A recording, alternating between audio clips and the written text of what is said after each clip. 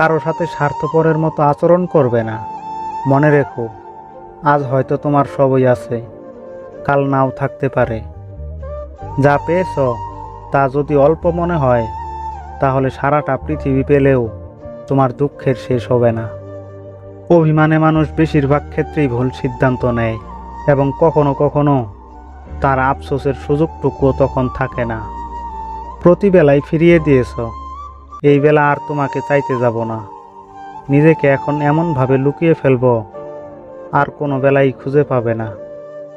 কাউকে সম্মান নাই করতে পারো, কিন্তু অযথা কাউকে অসম্মান করো না। গাধাদের ভুল ধরিয়ে দিতে যাবেন না, তারা আপনাকে অপছন্দ করবে। বুদ্ধিমানদের ভুল ধরিয়ে দিন, তারা আপনাকে সমাদর করবে। আমরা তাদের কাঁদাই যারা আমাদের পরোয়া করে, আমরা তাদের জন্য কাঁদি যারা আমাদের পরোয়া করে না। আমরা তাদের জন্য ভাবি যারা আমাদের কথা মোটেও ভাবে না। শ্বশুরবাড়িতে একটি মেয়ে তখনই নীরবে চোখের জল ফেলে যখন তার স্বামী তাকে সবচেয়ে বেশি অবহেলা করে। জীবনে আঘাত পাওয়া মানেই হেরে যাওয়া নয়, কিংবা জীবনটাকে বৃথা ভাবাটা উচিত নয়। কেননা প্রকৃত জীবন তো শুরু হয় তখনই, আঘাত পাওয়ার পরবর্তী সময়টাতে। যে হারায় কেবল সেই একমাত্র বোঝে হারানোর যন্ত্রণাটা কত তীব্র। সেই জানে প্রিয়জনের শূন্যতা কতটা পোড়ায় ভিতরে ভিতরে। সে বুঝে বেঁচে থাকা গেলেও ভালো থাকা যায় না, ভুলে থাকা গেলেও ভুলে যাওয়া যায় না। খুশিটা যদি টাকাতেই থাকতো, তাহলে গরিব মানুষ কখনো হাসতো না। তুমি যদি গরিব হও, লোক তোমায় ইগনোর করবে। তুমি যদি কিছু করতে চাও, সব লোক হাসবে। আর তুমি যদি সফল হয়ে যাও, সব লোক হিংসায় জ্বলবে। একজন নারী ধ্বংসের মূল 3টি কারণ।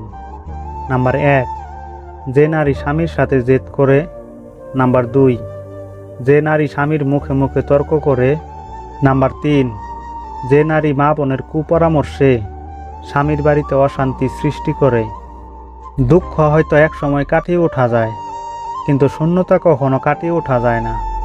তার চেহারা, তার কথা, তার সাথে কাটানো মুহূর্ত, আরও কত কি, সবই যেন আস্তে আস্তে জীবন্ত হয়ে ওঠে। সবই যেন চোখের সামনে ভাসতে থাকে। ভালোবাসা আর ভালোবাসা তফাৎ করতে না পারলে সারা জীবন ঠকতে হয়। কথাই নয়, কাজে মানুষ চেনা যায়। বর্তমান জামানায় এই শহরে বাঁচতে হলে পাক্কা অভিনয় জানতে হবে। যখন তোমার ভিতরটা পাল্টায়, তখন বাইরেও পরিবর্তন আসে।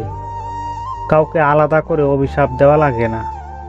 মানুষের দীর্ঘশ্বাস সবচেয়ে বড় অভিশাপ। অনেক সময়ই পরিস্থিতি খারাপ হয়, মানুষটার নয়, যেটা আমাদের বুঝতে ভুল হয়। 1000 টাকা দামের মানিব্যাগ না কিনে 100 টাকা দামের মানিব্যাগ কেন, এবং তাতে 900 টাকা রাখো।